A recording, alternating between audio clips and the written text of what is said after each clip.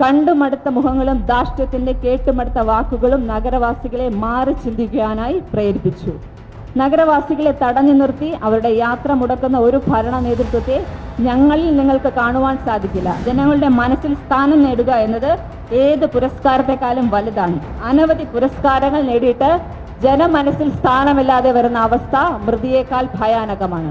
Smart city രണ്ടാം ഘട്ടമായ cities 2.0 രാജ്യത്തെ തെരഞ്ഞെടുക്കപ്പെട്ട 18 നഗരങ്ങളിൽ ഒന്നാണ് തിരുവനന്തപുരം കോർപ്പറേഷൻ. 1242.47 കോടി രൂപയുടെ പദ്ധതികളാണ് സ്മാർട്ട് സിറ്റിയുടെ കീഴിൽ നമ്മുടെ നഗരത്തിൽ നടപ്പാക്കിയത്. ഭാരതത്തിന്റെ പ്രധാനമന്ത്രി ശ്രീ നരേന്ദ്രമോദി 2015 പ്രഖ്യാപിച്ച PMAY പദ്ധതി കേരളത്തിൽ നിലവിൽ സംസ്ഥാന സർക്കാരിന്റെ പിടിവാശി കാരണം തടസ്സപ്പെട്ടിരുന്നു. തിരുവനന്തപുരം നഗരസഭയിൽ നിന്നും വസ്തു വാങ്ങിയ 2000-ഓളം പേർക്ക് ഭവനം നിഷേധിക്കപ്പെട്ടിരുന്നു. ഇവരുടെ സ്വപ്നം യാഥാർത്ഥ്യമാക്കുന്ന നിലവിലെ ഭരണസമിതി മുന്നോട്ട് വരുന്നു. ഇവർക്കായി ഭരണസമിതി ഒരുക്കുന്ന ഭവന പദ്ധതിയാണ് PM ഭവനഭി പദ്ധതി. നല്ല ഭക്ഷണം മിതമായ നിരക്കിൽ ലഭ്യമാക്കുന്ന പദ്ധതി അന്നം അമൃതം അടൽ ക്യാൻറ്റീൻ തിരുവനന്തപുരം നഗരസഭയുടെ ജനങ്ങൾക്ക് 20 രൂപ നിരക്കിൽ ഭക്ഷണം നൽകുന്ന പദ്ധതിയാണ്. നമസ്കാരം. തിരുവനന്തപുരം നഗരസഭ BJP കൈയടക്കിയതിന് ശേഷമുള്ള ആദ്യത്തെ ബഡ്ജറ്റ് അവതരണം നടക്കുകയാണ്. എന്തായാലും 2026-2027 വർഷത്തെ ബഡ്ജറ്റ് അവതരണത്തോട് അനുബന്ധിച്ച് ഡെപ്യൂട്ടി മേയർ ആമുഖ പ്രസംഗം നടക്കുകയാണ്. ആ ദൃശ്യങ്ങളിലേക്ക്. അമൃത് 2.0 പദ്ധതിയിൽ 273.01 കോടി രൂപയുടെ കുടിവെള്ള പദ്ധതികളാണ് തിരുവനന്തപുരത്ത് നടപ്പിലാക്കുന്നത്. സിവറേജ് 92.65 കോടി രൂപയും ജലാശയങ്ങൾ നവീകരിക്കുന്നതിന് 17.09 കോടി രൂപയും വകയിരുത്തിയിട്ടുണ്ട്.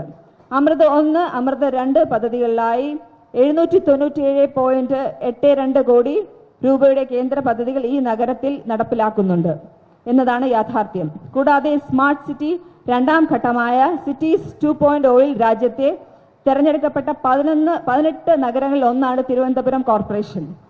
മേൽപ്പടി പദ്ധതിയിൽ ഉൾപ്പെടുത്തി ഖരമാലിന്യ സംസ്കരണത്തിനും മറ്റുമായി 151 കോടി രൂപയാണ് കേന്ദ്ര സർക്കാർ തിരുവനന്തപുരം കോർപ്പറേഷന് അനുവദിച്ചിട്ടുള്ളത്. ഇതിനു പുറമെ അനന്തപുരിയുടെ വികസനം വേഗത്തിലാക്കുന്നതിനും തൊഴിൽ സാധ്യതകൾ വർദ്ധിപ്പിക്കുന്നതിനും വേണ്ടിയാണ് കാലങ്ങളായി മുടങ്ങിക്കിടന്ന വിഴിഞ്ഞം തുറമുഖ പദ്ധതി യാഥാർത്ഥ്യമാക്കിയത്. തിരുവനന്തപുരത്തെ ഗതാഗത സൗകര്യം വർദ്ധിപ്പിക്കുന്നതിന് യാഥാർത്ഥ്യമാക്കിയ കഴക്കൂട്ടം കാരോട് ദേശീയപാത പദ്ധതിയും പത്മനാഭ സ്വാമി ക്ഷേത്രത്തിന്റെ ചരിത്രപരവും പവിത്രവുമായ പാരമ്പര്യം നിലനിർത്താനായി 100 കോടി രൂപ അനുവദിച്ച സ്വദേശി ദർശൻ പദ്ധതിയും പോലെ അനേകം കേന്ദ്ര പദ്ധതികൾ മോദി സർക്കാർ നഗരവികസനത്തിന് നൽകിയിട്ടുണ്ട്. സാധാരണക്കാരുടെ അടിസ്ഥാന വികസന സൗകര്യങ്ങൾ വർദ്ധിപ്പിക്കുന്നതിന് സ്മാർട്ട് സിറ്റി മിഷന് കീഴിലുള്ള നിരവധി കേന്ദ്ര പദ്ധതികൾ സഹായകരമായി. 1242.47 കോടി രൂപയുടെ പദ്ധതികളാണ് സ്മാർട്ട് സിറ്റിയുടെ കീഴിൽ നമ്മുടെ നഗരത്തിൽ നടപ്പാക്കിയത് എന്നത് ഏറെ അഭിമാനകരമായ കാര്യമാണ്. ഇതിനു പുറമെ Swachh Bharat, PM Svanidhi, PM Vishwakarma, smart ബസ്സുകൾ എന്നിവയെല്ലാം തിരുവനന്തപുരത്തിന്റെ വികസനത്തിന് ഗതിവേഗം കൂട്ടുന്നവയാണ്. കേരള സർക്കാരിന്റെ നിരവധി ജനോപകരമായ പദ്ധതികളും നടപ്പിലാക്കുക എന്നതും ഈ ബഡ്ജറ്റിന്റെ ഉദ്ദേശമാണ്. 5 വർഷത്തിനുള്ളിൽ തിരുവനന്തപുരത്തെ ഇന്ത്യയിലെ ഏറ്റവും മികച്ച 5 നഗരങ്ങളിൽ ഒന്നായി മാറ്റുവാനുള്ള പരിശ്രമങ്ങൾക്കായി നമുക്ക് ഒരുമിച്ച് അണിചേരാം. ഭാരതത്തിലെ അതിപുരാതന നഗരങ്ങളിൽ ഒന്നാണ് തിരുവനന്തപുരം. അനിഴം തിരുനാൾ മാർത്താണ്ഡവർമ്മ മഹാരാജാവാണ് തിരുവനന്തപുരം നഗരത്തിന്റെ ഉയർച്ചയ്ക്ക് തുടക്കം കുറിച്ചത്. തിരുവിതാംകൂറിന്റെ ആവിർഭാവ ഘട്ടത്തിൽ തലസ്ഥാനം പത്മനാഭപുരം ആയിരുന്നുവെങ്കിലും ശ്രീ പത്മനാഭസ്വാമി ക്ഷേത്രം പുതുക്കി പണിതും കോട്ടകളും കൊട്ടാരങ്ങളും നിർമ്മിച്ച മാർത്താണ്ഡവർമ്മ തിരുവനന്തപുരം പരിഷ്കരിച്ചു. മാർത്താണ്ഡവർമ്മയുടെ പിൻഗാമിയായ ധർമ്മരാജ തിരുവനന്തപുരം നഗരത്തിന്റെ അടിസ്ഥാന വികസന നടപടികൾ പൂർത്തീകരിച്ചു. തലസ്ഥാനം മാറ്റം പൂർണ്ണമായി രാജാ കേശവദാസ് വേലുത്തമ്പി ദളവയും നഗര വികസനത്തിന് ശ്രദ്ധേയമായ പങ്കുവഹിച്ചു. ശ്രീ ചിത്തിരതിരുനാൾ ബാലരാമവർമ്മ മഹാരാജാവിന്റെ കാലത്ത് പ്രധാന നഗരങ്ങളിൽ ഒന്നായി തിരുവനന്തപുരം വികസിച്ചു. സവിശേഷമായ സാംസ്കാരിക ഭരണ ചരിത്രമുള്ള ഈ നഗരത്തിന്റെ സൗന്ദര്യവും മഹത്വവും മങ്ങാതെ കാത്തുസൂക്ഷിക്കുന്നതിന് നാം പ്രതിജ്ഞാബദ്ധരാണ്. നഗരത്തിൽ തലയെടുപ്പോടെ നിൽക്കുന്ന ശ്രീ പത്മനാഭസ്വാമി ക്ഷേത്രം ലോകത്തിലെ തന്നെ ഏറ്റവും സമ്പത്തുള്ള ക്ഷേത്രമാണ്. നഗരഹൃദയത്തിൽ സ്ഥിതി ചെയ്യുന്ന ആറ്റുകാൽ ദേവീക്ഷേത്രം, പഴവങ്ങാട് ഗണപതി ക്ഷേത്രം, വെട്ടുകാട് മാതാ ദേവോസ് ദേവാലയം, ഭീമാപ്പള്ളി എന്നീ ആരാധനാലയങ്ങൾ മറ്റൊരിടത്തും കാണാത്ത പ്രത്യേകതകളാണ്. മതമൈത്രി കാത്തുസൂക്ഷിക്കുന്നതിന്റെ പ്രതീകമാണ് പാളയത്തെ വിവിധ മതങ്ങളുടേതായ 3 ആരാധനാലയങ്ങൾ. ഭാരതത്തിൽ ഭാഷാ സംസ്ഥാനങ്ങൾ രൂപം കൊണ്ട 1956 നവംബർ 1 മുമ്പ് തിരുക്കൊച്ചി സംസ്ഥാനത്തിന്റെയും 1949 മുമ്പ് തിരുവിതാംകൂറിന്റെയും തലസ്ഥാനമായിരുന്ന തിരുവനന്തപുരം നഗരത്തിന്റെ ഭരണസാരഥ്യം 1921 വരെ സിറ്റി ഇംപ്രൂവ്മെന്റ് കമ്മിറ്റി എന്ന ഒരു സമിതിയായിരുന്നു നിർവഹിച്ചിരുന്നത്. 1921 മുനിസിപ്പാലിറ്റി ആക്ട് പ്രകാരം തിരുവനന്തപുരം മുനിസിപ്പാലിറ്റി രൂപം കൊണ്ട 1921 സെൻസസ് പ്രകാരം ജനസംഖ്യ 7289 ആയിരുന്നു. 1940 ഒക്ടോബർ 30 തിരുവനന്തപുരം സിറ്റി കോർപ്പറേഷൻ വിപുലമായ അധികാര അവകാശങ്ങളോടെ നിലവിൽ വന്നത്. അന്നത്തെ സിറ്റി കോർപ്പറേഷന് 34 വാർഡുകളാണ് ഉണ്ടായിരുന്നത്. 1964 42 വാർഡുകളും 1970 46 വാർഡുകളും 1978 50 വാർഡുകളും ഉൾക്കൊള്ളിച്ചുകൊണ്ട് സിറ്റി കോർപ്പറേഷൻ വിപുലീകരിക്കപ്പെട്ടു. 73-74 ഭരണഘടനാ ഭേദഗതി അനുസരിച്ച് പഞ്ചായത്ത് രാജ് നഗരപാലിക നിയമങ്ങളും ചട്ടങ്ങളും രൂപീകരിക്കപ്പെട്ടു. 1995 സെപ്റ്റംബറിൽ നഗരപാലിക നിയമത്തിന്റെ അടിസ്ഥാനത്തിൽ തിരഞ്ഞെടുക്കപ്പെട്ട ഒരു കൗൺസിൽ നിലവിൽ വന്നു. വർഷം 2020 ഒക്ടോബറിൽ സമീപത്തുണ്ടായിരുന്ന നേമം, തിരുവല്ലം, ആറ്റിപ്ര, ഉള്ളൂർ, കടകംപള്ളി എന്നീ പഞ്ചായത്തുകൾ കൂട്ടിച്ചേർത്തതോടെ വാർഡുകൾ 81 ആയി. 2010 സമീപ പഞ്ചായത്തുകളായ ശ്രീകാര്യം, കഴക്കൂട്ടം, വിഴിഞ്ഞം, കുടുപ്പനക്കുന്ന്, വട്ടിയൂർക്കാവ് എന്നിവ കൂടി നഗരസഭയോട് കൂട്ടിച്ചേർക്കപ്പെട്ടതോടെ 100 വാർഡുകളായി. 2025 വാർഡ് വിഭജനത്തോടുകൂടി 101 വാർഡുകളുള്ള തിരുവനന്തപുരം നഗരസഭ കേരളത്തിലെ ഏറ്റവും വലിയ നഗരസഭയാണ്. നഗരപ്രദേശത്തെ സമഗ്ര വികസനവും ദുർബല ജനവിഭാഗങ്ങളുടെയും നഗരവാസികളുടെയും സമ്പൂർണ്ണ ക്ഷേമവും ലക്ഷ്യമാക്കിയുള്ള പ്രവർത്തനങ്ങളാണ് നടപ്പ് സാമ്പത്തിക വർഷം ഈ ഭരണസമിതി മുൻതൂക്കം നൽകുന്നത്. അടിസ്ഥാന സൗകര്യ വികസനത്തിന് പ്രത്യേക ഊന്നൽ നൽകിയിട്ടുണ്ട്. നഗരസഭ പ്രദേശം പുതിയ സംസ്കാരത്തിലേക്ക് കടക്കുകയാണ്. കാലത്തിന്റെയും കാലഘട്ടത്തിന്റെയും അനിവാര്യമായ ഒന്നാണ് മാറ്റം. മാറാത്തത് മാറും. ജീവിതത്തിന്റെ യാത്രയിൽ മനുഷ്യൻ ഏറ്റവും അധികം നേരിടുന്ന സത്യവും മാറ്റമാണ്. നാം ആഗ്രഹിച്ചാലും ഇല്ലെങ്കിലും കാലത്തിന്റെ ഒഴുക്കിനൊപ്പം ചില മാറ്റങ്ങൾ നമ്മളിലേക്ക് എത്തും. അവയെ തടയാൻ കഴിയില്ല, ഒഴിവാക്കാനും സാധിക്കില്ല. അത്തരം മാറ്റങ്ങളെയാണ് അനിവാര്യമായ മാറ്റങ്ങൾ എന്ന് പറയുന്നത്. സാഹചര്യങ്ങൾ മാറുമ്പോൾ ചിന്തകളും സമീപനങ്ങളും മാറേണ്ടി വരും. അതാണ് മനുഷ്യനെ ശക്തമാക്കുന്നത്.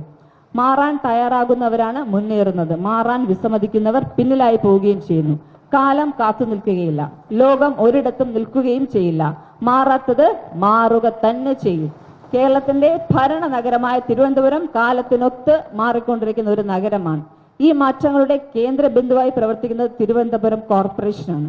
ഒരു കാലത്ത് പരിമിതമായ സൗകര്യങ്ങളോടെയും അടിസ്ഥാന ആവശ്യങ്ങൾക്ക് മാത്രമായി പ്രവർത്തിച്ചിരുന്ന കോർപ്പറേഷൻ ഇന്ന് വികസനവും നവീകരണവും ലക്ഷ്യമാക്കി മുന്നേറുന്ന ഒരു ശക്തമായ ഭരണ സംവിധാനമായി മാറിയിരിക്കുന്നു. കണ്ടുമടുത്ത മുഖങ്ങളും ധാർഷ്ട്യത്തിന്റെ കേട്ടുമടുത്ത വാക്കുകളും നഗരവാസികളെ മാറി ചിന്തിക്കുവാനായി പ്രേരിപ്പിച്ചു. നഗരവാസികളെ തടഞ്ഞു നിർത്തി അവരുടെ യാത്ര മുടക്കുന്ന ഒരു ഭരണ നേതൃത്വത്തെ ഞങ്ങളിൽ നിങ്ങൾക്ക് കാണുവാൻ സാധിക്കില്ല. മറിച്ച് നിങ്ങളോടൊപ്പം നിങ്ങളുടെ കൈ പിടിച്ച് വികസനത്തിലേക്ക് യാത്ര ചെയ്യുന്ന ഒരു ഭരണസമിതിയായി പ്രവർത്തിക്കാൻ ഞങ്ങൾ പ്രതിജ്ഞാബദ്ധരാണ്. പാരമ്പര്യവും ആധുനികതയും ഒരുമിച്ച് ചേർത്ത് മുന്നേറാനുള്ള ശ്രമമാണ് ഇവിടെ കാണുന്നത്. ഇങ്ങനെ തിരുവനന്തപുരം കോർപ്പറേഷന്റെ മാറ്റം വെറും ഭരണപരമായ പരിഷ്കരണമല്ല, അത് നഗരജീവിതത്തിന്റെ ഗുണനിലവാരം ഉയർത്തുവാനുള്ള ഒരു തുടർച്ചയായ യാത്രയാണ്. കാലത്തിനൊത്തു മാറാൻ തയ്യാറായത് കൊണ്ടാണ് തിരുവനന്തപുരം ഇന്നൊരു ആധുനിക നഗരമായി വളരുന്നത്. ഭാവിയിലേക്കുള്ള ആത്മവിശ്വാസമുള്ള ചുവടുകളോടെ തിരുവനന്തപുരം കോർപ്പറേഷന്റെ വികസന യാത്രയിൽ കേന്ദ്ര സർക്കാരിന്റെ സഹായം നിർണായക പങ്കുവഹിച്ചു. വിവിധ കേന്ദ്ര പദ്ധതികളുടെ ഭാഗമായി ലഭിച്ച സാമ്പത്തികവും സാങ്കേതികവുമായ പിന്തുണ നഗരത്തിലെ അടിസ്ഥാന സൗകര്യങ്ങൾ മെച്ചപ്പെടുത്തുന്നതിലും പൊതുജനജീവിതത്തിന്റെ ഗുണനിലവാരം ഉയർത്തുന്നതിലും വലിയ മാറ്റങ്ങൾ സൃഷ്ടിച്ചു. സ്മാർട്ട് സിറ്റി പദ്ധതിയിലൂടെ ലഭിച്ച കേന്ദ്ര സഹായം തിരുവനന്തപുരം നഗരത്തെ കൂടുതൽ ആധുനികമാക്കി. സ്മാർട്ട് റോഡുകൾ, മെച്ചപ്പെട്ട തെരുവുവിളക്കുകൾ, CCTV ക്യാമറകൾ, ഡിജിറ്റൽ സേവനങ്ങൾ എന്നിവ നഗര സുരക്ഷയും സൗകര്യവും വർദ്ധിപ്പിച്ചു. ഈ ഗവേണൻസ് സംവിധാനം ശക്തിപ്പെട്ടതോടെ കോർപ്പറേഷന്റെ സേവനങ്ങൾ ജനങ്ങൾക്ക് കൂടുതൽ വേഗത്തിലും സുതാര്യമായും ലഭിക്കാൻ തുടങ്ങി. വിവിധ നാടുകളിൽ നിന്നും പഠനത്തിനും ജോലിക്കും മറ്റുമായി എത്തിച്ചേർന്ന വ്യത്യസ്ത ഭാഷകളും ആചാരങ്ങളും അനുഷ്ഠിക്കുന്ന ജനതയെ ഉൾക്കൊണ്ടുകൊണ്ട് മുന്നോട്ട് പോകുന്ന തിരുവനന്തപുരം നഗരം സമാധാനത്തിന്റെ വ്യത്യസ്ത മാതൃക സൃഷ്ടിക്കുവാൻ കഴിയുന്ന നഗരമാണ്. തിരുവനന്തപുരം ഒരു സമാധാന നഗരം, സിറ്റി ഓഫ് പീസ് എന്ന ആശയം പൂർത്തീകരിക്കുന്നതിനുള്ള നടപടി ഈ ഭരണസമിതി ഏറ്റെടുക്കുന്നു. കേന്ദ്ര സഹായം സാമൂഹിക മേഖലകളിലും ഗുണകരമായി. നഗരത്തിലെ പാവപ്പെട്ട വിഭാഗങ്ങൾക്കായി വീട് നിർമ്മിക്കുന്ന പദ്ധതികൾ, ശുചിമുറി നിർമ്മാണം, പൊതു ആരോഗ്യ കേന്ദ്രങ്ങളുടെ വികസനം എന്നിവ നടപ്പിലാക്കി. ഇതിലൂടെ നഗരത്തിലെ സാമൂഹിക അസമത്വം കുറയ്ക്കുവാനും എല്ലാവർക്കും അടിസ്ഥാന സൗകര്യങ്ങൾ ലഭ്യമാകാനും സഹായമായി. നഗരത്തിൽ കൂടുതൽ ശുചിമുറികൾ നിർമ്മിക്കുക എന്നത് ഭരണസമിതിയുടെ ലക്ഷ്യമാണ്. കൂടുതൽ പൊതു ശൗചാലയങ്ങൾ നടപ്പ് സാമ്പത്തിക വർഷം തന്നെ നിർമ്മിക്കുന്നതിനുള്ള പ്രഖ്യാപനങ്ങൾ ഈ ബഡ്ജറ്റിലുണ്ട്. കേന്ദ്ര സഹായം തിരുവനന്തപുരം കോർപ്പറേഷന്റെ വികസനത്തിൽ ഒരു പ്രചോദന ശക്തിയായി മാറി. നഗരത്തെ കൂടുതൽ ശുചിത്വമുള്ളതും സുരക്ഷിതവും ജനസൗഹൃദപരവുമാക്കി മാറ്റുന്നതിൽ ഈ സഹായം നിർണായക പങ്കാണ് വഹിച്ചത്. ഒപ്പം സംസ്ഥാന സർക്കാർ നടപ്പിലാക്കിയ വിവിധ പദ്ധതികളും വികസനത്തിൽ കരുത്തു പകർന്നിട്ടുണ്ട്. തിരുവനന്തപുരത്തെ ഒരു മാതൃകാ നഗരമാക്കി മാറ്റുക എന്നത് ലക്ഷ്യത്തോടെയുള്ള പദ്ധതികളാണ് ബഡ്ജറ്റ് നിർദ്ദേശങ്ങളുടെ ഭാഗമായി മുന്നോട്ട് വയ്ക്കുന്നത്. എല്ലാവരോടും ഒപ്പം എല്ലാവർക്കും വികസനം എന്ന ലക്ഷ്യം മുൻനിർത്തിയാണ് ഭരണസമിതി മുന്നോട്ട് പോകുന്നത്. ജനങ്ങൾക്ക് സേവനം വിരൽത്തുമ്പിൽ ലഭ്യമാക്കുക എന്ന ഉദ്ദേശത്തോടൊപ്പം തന്നെ പരിസ്ഥിതി സൗഹൃദ ഹരിത നഗരം എന്ന പേര് നിലനിർത്തുന്ന പ്രവർത്തനങ്ങളും ഈ ഭരണസമിതി ഏറ്റെടുക്കുന്നു.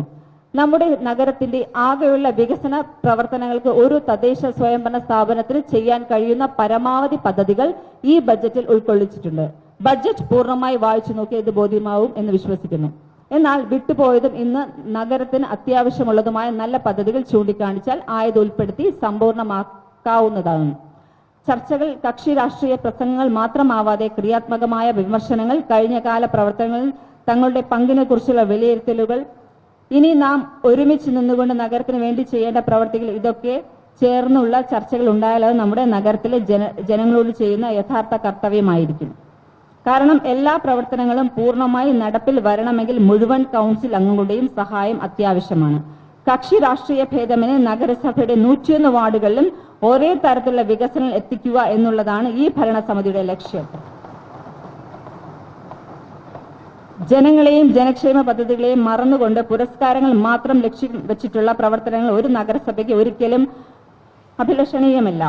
ജനങ്ങളുടെ അംഗീകാരമാണ് യഥാർത്ഥ പുരസ്കാരം എന്ന ബോധ്യം അധികാരത്തിലിരിക്കുന്നവർക്ക് ഉണ്ടാകേണ്ടതാണ്. ജനങ്ങൾ അർപ്പിക്കുന്ന വിശ്വാസമാണ് യഥാർത്ഥ പുരസ്കാരം. ജനങ്ങളുടെ മനസ്സിൽ സ്ഥാനം നേടുക എന്നത് ഏത് പുരസ്കാരത്തെക്കാളും വലുതാണ്. അനവധി പുരസ്കാരങ്ങൾ നേടിയിട്ട് ജനമനസ്സിൽ സ്ഥാനമില്ലാതെ വരുന്ന അവസ്ഥ മൃതിയേക്കാൾ ഭയാനകമാണ്. ഭരണാധികാരികളുടെ ധാർഷ്ട്യവും അഴിമതിയും പിടിപ്പുകേടും എന്നെങ്കിലും ഒരിക്കൽ ജനം ചോദ്യം ചെയ്യുമെന്ന് തിരുവനന്തപുരത്തെ ജനവിധി മനസ്സിലാക്കി തന്നതാണ്. വികസിത ഭാരതം, വികസിത കേരളം, വികസിത തിരുവനന്തപുരം എന്ന കാഴ്ചപ്പാടിനെ പിന്തുണച്ചവർക്ക് നന്ദി. സ്വന്തമായി ഒരു ഭവനം എന്നത് ഏതൊരാളിന്റെ സ്വപ്നമാണ്. ഈ സ്വപ്നം യാഥാർത്ഥ്യമാക്കുന്നത് ഭാരതത്തിന്റെ പ്രധാനമന്ത്രി ശ്രീ നരേന്ദ്രമോദി 2015 പ്രഖ്യാപിച്ച PMAY പദ്ധതി കേരളത്തിൽ നിലവിൽ സംസ്ഥാന സർക്കാരിന്റെ പിടിവാശി കാരണം തടസ്സപ്പെട്ടിരുന്നു. തിരുവനന്തപുരം നഗരസഭയിൽ നിന്നും വസ്തു വാങ്ങിയ 2000-ഓളം പേർക്ക് ഭവനം നിഷേധിക്കപ്പെട്ടിരുന്നു. ഇവരുടെ സ്വപ്നം യാഥാർത്ഥ്യമാക്കുന്ന നിലവിലെ ഭരണസമിതി മുന്നോട്ട് വരുന്നു. ഇവർക്കായി ഭരണസമിതി ഒരുക്കുന്ന ഭവന പദ്ധതിയാണ് PM ഭവനഭി പദ്ധതി.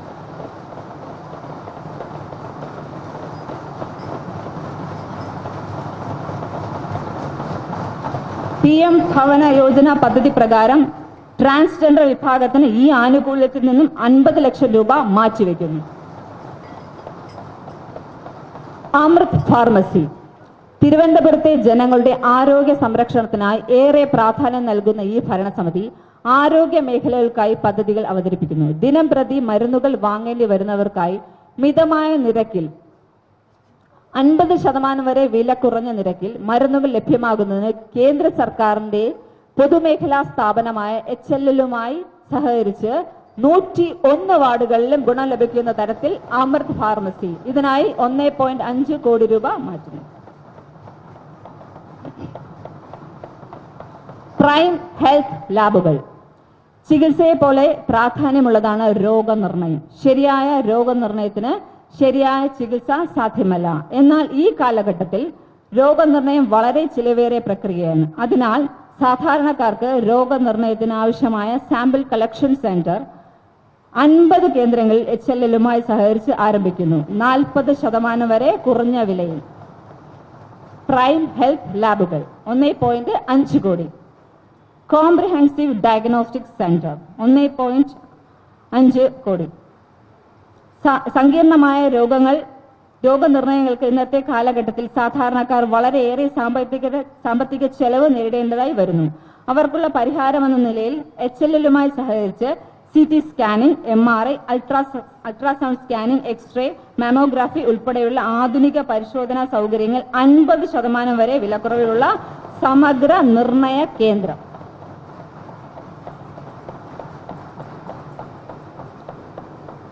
പേട്ടയിലുള്ള നഗരസഭയുടെ സ്വന്തം ആശുപത്രിയിൽ ഡയാലിസിസ് യൂണിറ്റ് സ്ഥാപിക്കുന്ന പദ്ധതി 2 കോടി.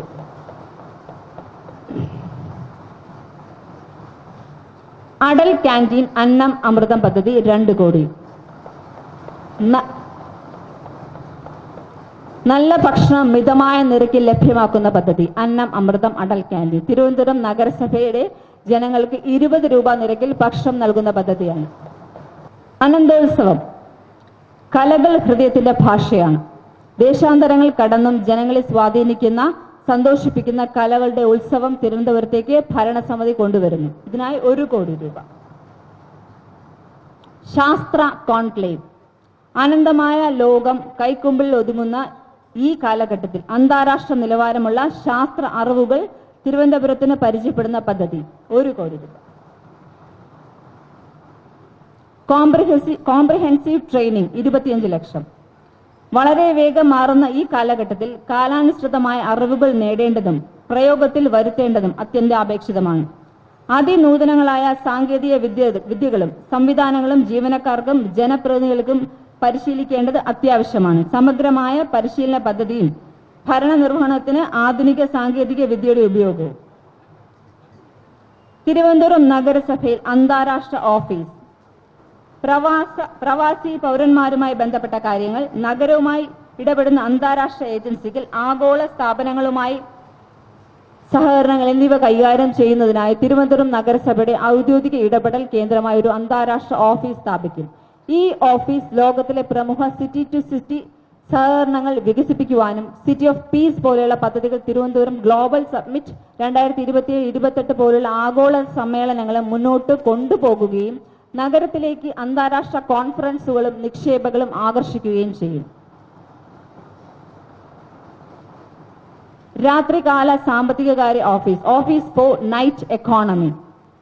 നഗരത്തിലെ സുരക്ഷിതവും സജീവവുമായ രാത്രി ജീവിതത്തെ മേൽനോട്ടം വഹിക്കുവാൻ, നിയന്ത്രിക്കാൻ, പ്രോത്സാഹിപ്പിക്കാൻ തിരുവനന്തപുരം നഗരസഭയുടെ നേതൃത്വത്തിൽ ഒരു രാത്രി സാമ്പത്തികകാര്യ ഓഫീസ് സ്ഥാപിക്കുന്നു. പ്രത്യേകിച്ച് കോമൺവെൽത്ത് ഗെയിംസ് പോലെയുള്ള പ്രധാന ആഗോള പരിപാടികൾക്ക് ആതിഥേയത്വം വഹിക്കുന്നതിനുള്ള തയ്യാറെടുപ്പും പരിഗണിച്ച് തിരുവനന്തപുരം നഗരസഭയും നോർക്ക ഇൻസ്റ്റിറ്റ്യൂട്ട് ഓഫ് ഫോറിൻ ലാംഗ്വേജസും സഹകരിച്ച ഒരു ഭാഷാ പരിശീലന കേന്ദ്രം സ്ഥാപിക്കുന്നതാണ്. നഗരസഭയുടെ നേതൃത്വത്തിൽ ഹിന്ദിയും മറ്റു പ്രധാന പ്രാദേശിക ഭാഷകളും ഉൾപ്പെടെയുള്ള ഇന്ത്യൻ ഭാഷകളിൽ പരിശീലനം നൽകുന്നതിനോടൊപ്പം നോർക്കയുടെ സഹകരണത്തോടെ ജർമ്മൻ, ഇംഗ്ലീഷ്, ഫ്രഞ്ച് തുടങ്ങിയ അന്താരാഷ്ട്ര ഭാഷകളിലും പരിശീലനം നൽകും. ട്രിവാൻഡ്രം വോളണ്ടിയേഴ്സ് പദ്ധതി 50 ലക്ഷം. സാമൂഹ്യ കർത്തവ്യ ബോധം വളർത്തുന്നതിനും പ്രചരിപ്പിക്കുന്നതിനുമായി ദേശസേവനത്തിന് പ്രായഭേദമന്യേ സേവന സന്നദ്ധരായ ജനങ്ങളെ ഒരുമിപ്പിക്കുന്ന പദ്ധതി. ഫിലിം അവാർഡ് സംഘടിപ്പിക്കും. സിനിമാ കലാകാരന്മാരെയും സാങ്കേതിക പ്രവർത്തകരെയും പ്രോത്സാഹിപ്പിക്കുന്നതിനായി നഗരസഭയുടെ നേതൃത്വത്തിൽ വാർഷിക സിനിമ അവാർഡ് ദാന ചടങ്ങ് സംഘടിപ്പിക്കും. നഗരത്തിന്റെ സാംസ്കാരിക പ്രതിച്ഛായ ഉയർത്തുന്നതിനും സൃഷ്ടിപരമായ സിനിമാ രംഗത്തെ കഴിവുകളെ പ്രോത്സാഹിപ്പിക്കുന്നതിനും ചെയ്യുന്നത് പദ്ധതിയാണ് പ്രധാന ലക്ഷ്യം. 10 ലക്ഷം. പേപ്പർലെസ് കൗൺസിൽ 50 ലക്ഷം. നഗരസഭയുടെ ഭരണപ്രവർത്തനങ്ങൾ കൂടുതൽ കാര്യക്ഷമവും സുതാര്യവുമാക്കുന്നതിന് പേപ്പർലെസ് കൗൺസിൽ സംവിധാനം നടപ്പിലാക്കും. കൗൺസിൽ യോഗങ്ങളിലെ അജണ്ട, റിപ്പോർട്ടുകൾ, തീരുമാനങ്ങൾ എന്നിവ ഡിജിറ്റൽ രൂപത്തിൽ ലഭ്യമാക്കുന്നതിനായി ആധുനിക സൗകര്യങ്ങൾ ലഭ്യമാകും. ഇതുവഴി പേപ്പർ ഉപയോഗം കുറയ്ക്കുകയും ചെലവ് ലാഭിക്കുകയും ഭരണ നടപടികൾ വേഗത്തിലാവുകയും ചെയ്യുന്നതാണ് ലക്ഷ്യം.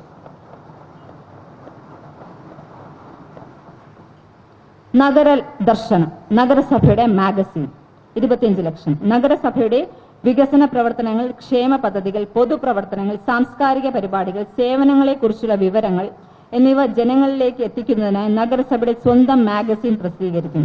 നഗരത്തിലെ നേട്ടങ്ങൾ, പുതിയ പദ്ധതികൾ, നഗരത്തിന്റെ ചരിത്രം, സാമൂഹിക സാംസ്കാരിക പാരമ്പര്യം എന്നിവ പരിചയപ്പെടുത്തുന്നതിന് ഈ മാസിക ഉപയോഗപ്പെടും. പൊതുജനങ്ങളുടെ പങ്കാളിത്തത്തോടുകൂടി വിദ്യാർത്ഥികൾക്കും യുവജനങ്ങൾക്കും പ്രചോദനമാകുന്ന ലേഖനങ്ങൾ കൂടി ഉൾപ്പെടുത്തി മാഗസിൻ തയ്യാറാക്കും. അടൽ സൂപ്പർ മാർക്കറ്റ്, നഗരസഭയുടെ super market.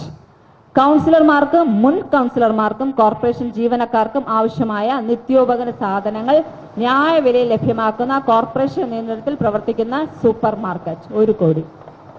Poster flex free സോണുകൾ നടപ്പിലാക്കും. നഗരത്തിന്റെ ശുചിത്വവും സൗന്ദര്യവും സംരക്ഷിക്കുന്നതിനായി പൊതുസ്ഥലങ്ങളിൽ പോസ്റ്ററുകളും ഫ്ലെക്സുകളും നിരോധിക്കുന്ന പദ്ധതിയാണ് പോസ്റ്റർ ഫ്ലെക്സ് ഫ്രീ സോൺ. അനധികൃത പോസ്റ്ററുകൾ ഒഴിവാക്കി പരിസ്ഥിതി സൗഹൃദവും ക്രമബദ്ധവുമായ നഗര വികസനം ലക്ഷ്യമിടുന്നു.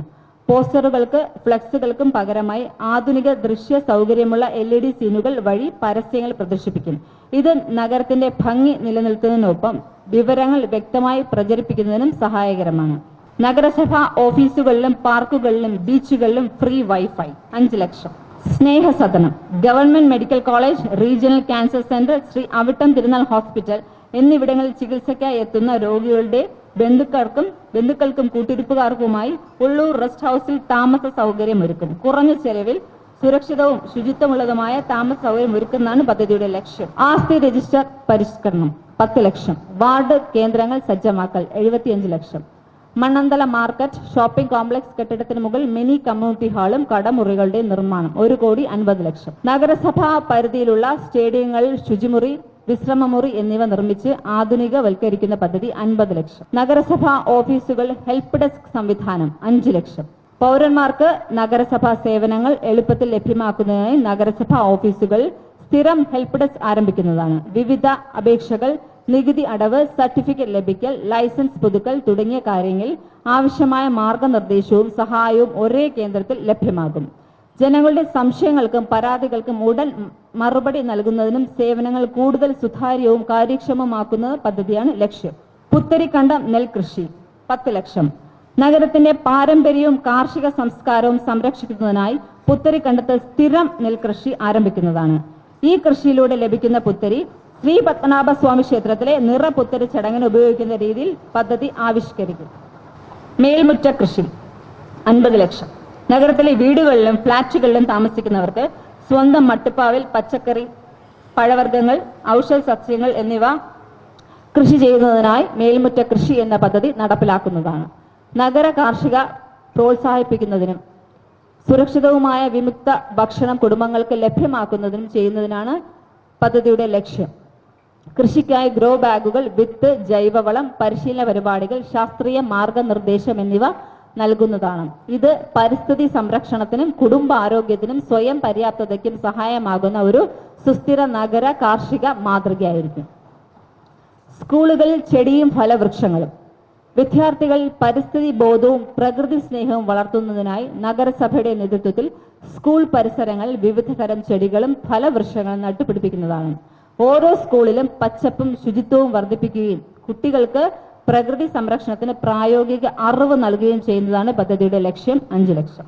52,16,456 രൂപ വരവും 1,751 കോടി 37,707 രൂപ ചെലവും 247 കോടി 15,09,049 രൂപ നീക്കി ബാക്കിയും ഉള്ള 2025-26 വർഷത്തേക്കുള്ള പുതുക്കിയ ബഡ്ജറ്റും 247 കോടി 15,09,049 രൂപ മുൻബാക്കിയും 2,253 കോടി 16,70,760 രൂപ തന്നാണ്ട് വരവും ഉൾപ്പെടെ ആകെ 2,500 കോടി 31,79,809 രൂപ വരവും 2,251 കോടി 75,69,760 കോടി ചെലവും 2,246 കോടി 56,10,041 രൂപ നീക്കി ബാക്കി പ്രതീക്ഷിക്കുന്ന 2026-27 വർഷത്തേക്കുള്ള ബഡ്ജറ്റ് എസ്റ്റിമേറ്റും കമ്മിറ്റി ചർച്ച ചെയ്ത് അംഗീകരിച്ച് കൗൺസിൽ മുമ്പാകെ അംഗീകരിക്കുന്നതിനായി സമർപ്പിക്കുവാൻ തീരുമാനിച്ചു.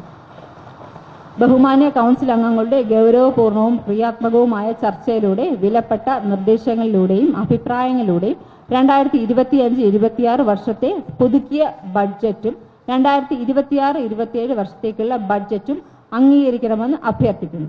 നമ്മുടെ ഇന്നത്തെ നടപടിക്രമങ്ങൾ പൂർത്തിയാവുകയാണ്. അതിനു മുൻപ് ഒരു കാര്യം ഡാസിലും സൂചിപ്പിക്കാനുണ്ട്. നമുക്കറിയാൻ കഴിഞ്ഞ കുറച്ച് ദിവസമായി നഗരത്തിൽ രൂക്ഷമാകുന്ന കുടിവെള്ള പ്രശ്നം ജനങ്ങളെ പരിഭ്രാന്തിയിലാക്കിയിട്ടുണ്ട്. പലതരത്തിലുള്ള ചർച്ചകൾ നടന്നു. ആദ്യം മേയറുടെ നേതൃത്വത്തിൽ തന്നെ വാട്ടർ അതോറിറ്റി ഉദ്യോഗസ്ഥന്മാരുടെ യോഗം ചേർന്നു. കൗൺസിലർമാരുമായി ഒരുമിച്ചിരുന്നു. 43 വാർഡുകളിലെ പ്രശ്നങ്ങൾ ശ്രദ്ധയിൽപ്പെടുത്തി. അതിനെ തുടർന്ന് ബഹുമാനപ്പെട്ട മുഖ്യമന്ത്രി കഴിഞ്ഞ ദിവസം ആറ്റുകാൽ ക്ഷേത്രത്തിൽ വിലയിരുത്തൽ യോഗത്തിൽ വന്നപ്പോൾ അദ്ദേഹത്തിൻ്റെ മുൻപാകെ ഈ വിഷയം ഉയർന്നു വന്നു. ബഹുമാനപ്പെട്ട വിദ്യാഭ്യാസ മന്ത്രിയുടെ നേതൃത്വത്തിൽ അന്ന് തന്നെ അവിടെ ഉയർന്ന ഉദ്യോഗസ്ഥന്മാരുമായിരുന്നു. ബഹുമാനപ്പെട്ട കളക്ടർ ഉണ്ടായിരുന്നു. വിദ്യാഭ്യാസ മന്ത്രി തന്നെ കളക്ടർക്കും ഉദ്യോഗസ്ഥർക്കും കർശനമായ നിർദ്ദേശങ്ങൾ നൽകിയിട്ടുണ്ട്. പരമാവധി അവർ അതിന് പരിശ്രമിക്കുന്നു എന്നുള്ള തരത്തിലാണ് മറുപടികൾ വന്നത്. തീർച്ചയായിട്ടും ആറ്റുകാൽ പൊങ്കാല കൂടി വരുന്ന സാഹചര്യത്തിൽ ജനങ്ങളൊക്കെ തന്നെ ആശങ്കയിലാണ്, പരിഭ്രാന്തിയിലാണ്. മറ്റുള്ള ജില്ലകളിൽ നിന്നും പൊങ്കാലയിടാൻ വരുന്നവരൊക്കെ തന്നെ കോർപ്പറേഷൻ ഭരണാധികാരികളെ ബന്ധപ്പെട്ടുകൊണ്ടിരിക്കുകയാണ്. അപ്പോൾ അക്കാര്യങ്ങൾ എങ്ങനെ ആറ്റുകാൽ പൊങ്കാല കൂടി വരുന്ന സാഹചര്യത്തിൽ ഈ പ്രശ്നം ഒന്ന് നമുക്ക് കൈകാര്യം ചെയ്യണം, കോർപ്പറേഷൻ ഏത് തരത്തിലുള്ള ഇടപെടൽ നടത്തണമെന്ന് ആലോചിക്കാൻ വേണ്ടി സർവകക്ഷി യോഗത്തിൽ പങ്കെടുക്കുന്ന എല്ലാ നേതാക്കന്മാരുമായി ഒന്ന് മേയറുടെ ചേംബറിൽ ഒരുമിച്ചിരിക്കാൻ ആഗ്രഹിക്കുന്നു. ഈ യോഗം കഴിഞ്ഞ് നേരെ അങ്ങോട്ട് വന്നു കഴിഞ്ഞാൽ വളരെ പെട്ടെന്ന് തന്നെ ഒരു ആലോചന നടത്തി പിരിയാവുന്നതാണ്. ഇന്നത്തെ കൗൺസിൽ യോഗം അവസാനിച്ചിരിക്കുന്നു. എല്ലാവർക്കും നന്ദി, നമസ്കാരം. എന്തായാലും നഗരവാസികൾ പ്രതീക്ഷിച്ചതുപോലെ വൻ പ്രഖ്യാപനങ്ങളാണ് ഉണ്ടായിരിക്കുന്നത്. ഇതിൽ പ്രധാനമായും എടുത്തു പറയേണ്ടത് ഭാഷാ പരിശീലന കേന്ദ്രം. നഗരത്തിൻ്റെ ബഹുഭാഷാ ജനവിഭാഗവും പ്രത്യേകിച്ച് കോമൺവെൽത്ത് ഗെയിംസ് പോലുള്ള പ്രധാന ആഗോള പരിപാടികൾക്ക് ആതിഥേയത്വം വഹിക്കുന്നതിനുള്ള തയ്യാറെടുപ്പും പരിഗണിച്ച് തിരുവനന്തപുരം നഗരസഭയിൽ നോർക്ക ഇൻസ്റ്റിറ്റ്യൂട്ട് ഓഫ് ഫോറിൻ ലാംഗ്വേജസും സഹകരിച്ച് ഒരു ഭാഷാ പരിശീലന കേന്ദ്രം സ്ഥാപിക്കുന്നതാണ് എന്ന് ബഡ്ജറ്റിൽ വ്യക്തമാക്കുന്നു. അതേസമയം തന്നെ പുത്തരിക്കണ്ടം നെൽകൃഷി നഗരത്തിൻ്റെ പാരമ്പര്യവും കാർഷിക സംസ്കാരവും സംരക്ഷിക്കുന്നതിനായി പുത്തരിക്കണ്ടത്ത് സ്ഥിരം നെൽകൃഷി ആരംഭിക്കുന്നതാണ്. ഈ കൃഷിയിലൂടെ ലഭിക്കുന്ന പുത്തരി ശ്രീ പത്മനാഭസ്വാമി ക്ഷേത്രത്തിലെ നിറപുത്തരി ചടങ്ങിന് ഉപയോഗിക്കുന്ന രീതിയിൽ പദ്ധതി ആവിഷ്കരിക്കും എന്നും പ്രഖ്യാപനത്തിൽ പറയുന്നു. അതുകൂടാതെ BJP അധികാരത്തിലേറിയതിനു ശേഷം ആദ്യം തന്നെ പറഞ്ഞത് ഈ തെരുവ് നായ്ക്കളെ ഷെൽട്ടറിൽ പാർപ്പിക്കുമെന്നാണ്. അതിൻ്റെ ഒരു പ്രഖ്യാപനം ഉണ്ടായിരിക്കുന്നു. 3 കോടി രൂപ ഇതിനായി വകയിരുത്തിയിരിക്കുന്നു. നഗരപരിധിയിലെ ജനങ്ങളുടെ സംരക്ഷണവും തെരുവ് നായകളുടെ നിയന്ത്രണവും ഉറപ്പിക്കുന്നതിനായി പ്രത്യേക ഷെൽട്ടർ കേന്ദ്രങ്ങൾ സ്ഥാപിക്കുന്നതാണ്. പരിക്കേറ്റതോ അസുഖബാധിതമോ ആയ നായകൾക്ക് ചികിത്സയും പരിചരണവും നൽകുന്നതിന് ഒപ്പം വന്ധ്യംകരണവും വാക്സിനേഷനും ഉൾപ്പെടുന്ന സമഗ്ര പരിപാലന സംവിധാനം നടപ്പിലാക്കുമെന്നും ബഡ്ജറ്റിൽ വ്യക്തമാക്കിയിരിക്കുന്നു. അതുകൂടാതെ നിരവധി ജനകീയ പ്രഖ്യാപനങ്ങളാണ് ഉണ്ടായിരിക്കുന്നത്. നഗരത്തിൽ ഉടനീളം 20 രൂപയ്ക്ക് ഭക്ഷണ വിതരണം ഉൾപ്പെടെയുള്ള പദ്ധതികളാണ് പ്രഖ്യാപിച്ചിരിക്കുന്നത്. ക്യാമറമാൻ അഖിൽ അശോകിനൊപ്പം അമൽ രുദ്ര, മറുനാടൻ മലയാളി, തിരുവനന്തപുരം.